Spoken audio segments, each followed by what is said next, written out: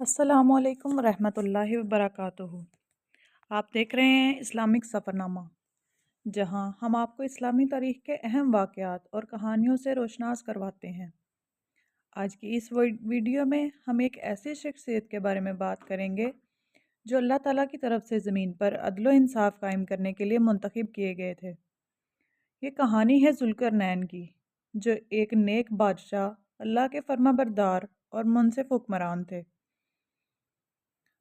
आज हम इनके 3 अहम सफ़रों यजूज व माजूज के फ़साद और क़यामत की निशानियों पर मुफस्सिल गुफ्तगू करेंगे।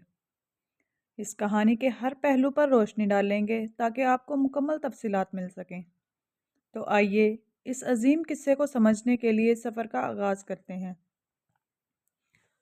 कुरान मजीद में ज़ुल्करनैन का ज़िक्र सूरत कहफ़ की आयत 83 ता 98 में किया गया है। अल्लाह ताला ने इनके मुतल्लिक फरमाया, और ये लोग तुमसे ज़ुल्करनैन के बारे में पूछते हैं, कह दो मैं तुम्हें इनका कुछ हाल सुनाता हूँ। सूरत कहफ़ आयत नंबर 83। ज़ुल्करनैन का हकीकी नाम या मुकम्मल शनाख्त कुरान में वाज़े नहीं की गई, लेकिन इनके कारनामे, इनका इंसाफ और इनकी अल्लाह के साथ वफ़ादारी कुरान में बयान की गई है। ज़ुल्करनैन का मतलब है 2 सींगों वाला या 2 इलाकों का बादशाह। उलमा के मुताबिक 2 सींगों की इलामत हो सकता है कि ये ताकत या इनकी हुक्मरानी की इलामत हो। 2 इलाकों का मतलब बाज़ मुफस्सरीन का ख्याल है कि ये मशरिक़ और मगरिब के हुक्मरान थे। इस्लामी और तारीख़ी हवालों से ज़ुल्करनैन की शनाख्त के बारे में मुख्तलिफ़ आरा पाई जाती हैं। कोर्श आज़म, कई उलमा का मानना है कि ज़ुल्करनैन ईरानी बादशाह कोर्श आज़म थे, जो एक नेक और इंसाफ पसंद हुक्मरान थे। सिकंदर आज़म, कुछ लोग सिकंदर आज़म को ज़ुल्करनैन समझते हैं, लेकिन चूंकि सिकंदर मुशरिक था, इसलिए ये नज़रिया कमज़ोर है। नामालूम शख्सियत, कुछ मुफस्सरीन का ख्याल है कि ज़ुल्करनैन किसी ऐसी शख्सियत का नाम है जिसका तारीख़ी रिकॉर्ड महदूद है।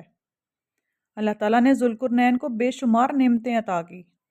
अल्लाह ने फरमाया, हमने इसे ज़मीन में इक़्तिदार दिया और हर चीज़ का सामान मुहैया किया। सूरत कहफ़ आयत नंबर 84। ये इनकी बादशाहत और हिकमत की वजाहत करता है।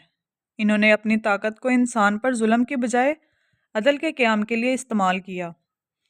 ज़ुल्करनैन अल्लाह की हदायत के मुताबिक फ़ैसले करते थे। कुरान मजीद में ज़ुल्करनैन के 3 अहम सफ़रों का जिक्र करता है, जिनमें इन्होंने अल्लाह के अता करदा वसाइल को इस्तेमाल करते हुए इंसाफ कायम किया। ज़ुल्करनैन का पहला सफ़र मगरिब की जानिब हुआ, जहाँ उन्होंने सूरज को काली मिट्टी या पानी में डूबते देखा।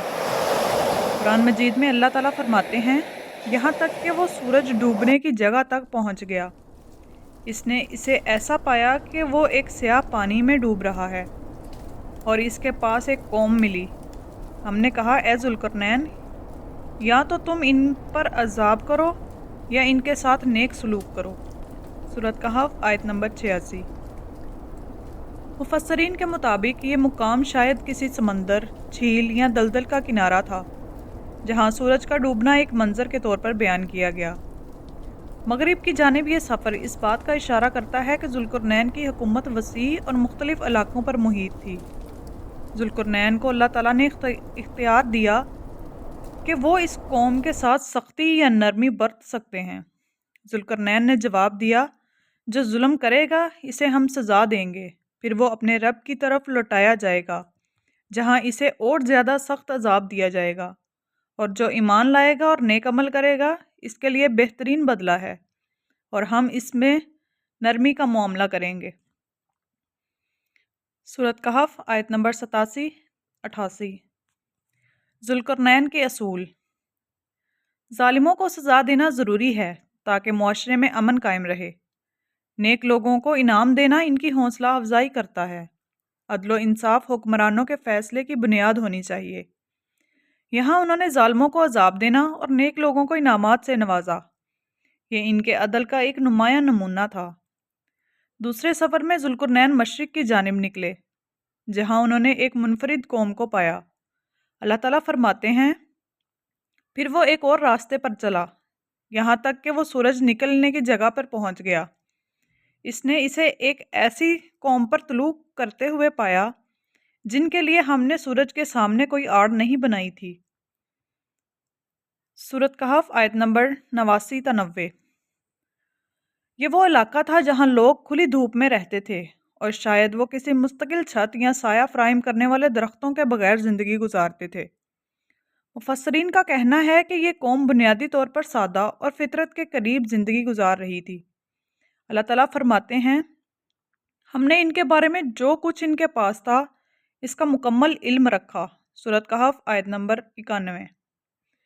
یہاں اللہ تعالیٰ نے ذوالقرنین کی انصاف پسندی اور حکمت کو بیان کیا کہ انہوں نے اس قوم کے ساتھ ان کے حالات کے مطابق نرمی اور عدل کا مظاہرہ کیا۔ یہ سفر ہمیں یہ سکھاتا ہے کہ مختلف قوموں کے مسائل کو سمجھنا اور ان کے حالات کے مطابق فیصلے کرنا ایک بہترین حکمران کی صفت ہے۔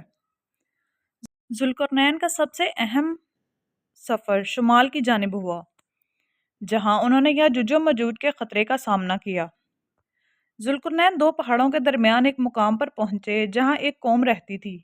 یہ قوم یاجوج و ماجوج کے مسلسل حملوں سے پریشان تھی۔ اللہ تعالیٰ فرماتے ہیں، پھر وہ ایک اور راستے پر چلا یہاں تک کہ دو پہاڑوں کے درمیان پہنچا۔ اس نے ان کے قریب ایک قوم پائی جو بات کو سمجھنے کے قریب بھی نہ تھے۔ سورۃ کہف آیت نمبر 92-93۔ یاجوج ماجوج ایک بڑی اور طاقتور قوم ہے، ان کی تعداد بہت زیادہ ہے۔ وہ زمین پر فساد مچانے میں مشہور ہیں۔ ان کی طاقت اور بربریت سے لوگ خوفزدہ تھے۔ یہ قوم ذوالقرنین سے کہتی ہے، کیا ہم آپ کو کچھ مال دیں تاکہ آپ ہمارے اور ان کے درمیان ایک دیوار بنا دیں؟ سورۃ کہف آیت نمبر 94۔ ذوالقرنین نے فرمایا، جو اللہ نے مجھے دیا ہے وہ کافی ہے، لیکن تم لوگ محنت سے میری مدد کرو تو میں تمہارے اور ان کے درمیان ایک مضبوط رکاوٹ بناؤں گا۔ سورۃ کہف آیت نمبر 95۔ دیوار بنانے کا عمل ایک منفرد انجینئرنگ کا نمونہ تھا۔ لوہے کی چادریں۔ ذوالقرنین نے لوگوں کو کہا کہ لوہے کی بڑی چادریں لائیں۔ دو پہاڑوں کے درمیان خلا کو بھرا گیا۔ لوہے کی چادریں رکھ کر انہیں آگ سے گرم کیا گیا۔ اس کے بعد پگھلا ہوا تانبا لوہے پر ڈالا گیا تاکہ دیوار ناقابل تسخیر ہو جائے۔ اللہ تعالیٰ فرماتے ہیں، پھر وہ یاجوج ماجوج نہ تو اسے پھلانگ سکتے تھے اور نہ اسے توڑ سکتے تھے۔ سورۃ کہف آیت نمبر 97۔ ذوالقرنین کا بیان تھا، دیوار مکمل ہونے کے بعد ذوالقرنین نے کہا، یہ میرے رب کی رحمت ہے، لیکن جب میرے رب کا وعدہ آئے گا تو یہ دیوار زمین بوس ہو جائے گی، اور میرے رب کا وعدہ برحق ہے۔ سورۃ کہف آیت نمبر 98۔ نبی اکرم صلی اللہ علیہ وسلم نے فرمایا، یاجوج ماجوج ہر روز دیوار توڑنے کی کوشش کرتے ہیں، یہاں تک کہ قیامت کے قریب اللہ انہیں اجازت دے گا۔ مسلم شریف۔ یاجوج ماجوج اور قیامت کی نشانی۔ قیامت کے قریب یاجوج ماجوج اس دیوار کو توڑ کر باہر نکل آئیں گے۔ ان کے خروج کے بعد زمین پر تباہی اور فساد کا دور ہوگا۔ نبی اکرم صلی اللہ علیہ وسلم نے فرمایا، یاجوج ماجوج ہر چیز کو کھا جائیں گے، پانی اور خوراک ختم کر دیں گے۔ حضرت عیسیٰ علیہ السلام کی دعا کے ذریعے اللہ تعالیٰ انہیں ایک عذاب کے ذریعے ختم کر دے گا۔ ذوالقرنین کی کہانی ہمیں یہ سبق دیتی ہے کہ طاقت اور وسائل کو انسانیت کی بھلائی کے لیے استعمال کریں۔ عدل و انصاف حکمرانی کا بنیادی اصول ہونا چاہیے۔ اللہ کی رضا کے بغیر کوئی کام مکمل نہیں ہو سکتا۔ قیامت کی نشانیاں ہمیں اللہ کی قدرت اور آخرت کی تیاری کی یاد دلاتی ہیں۔ یہ تھی ذوالقرنین اور یاجوج ماجوج کی مکمل کہانی۔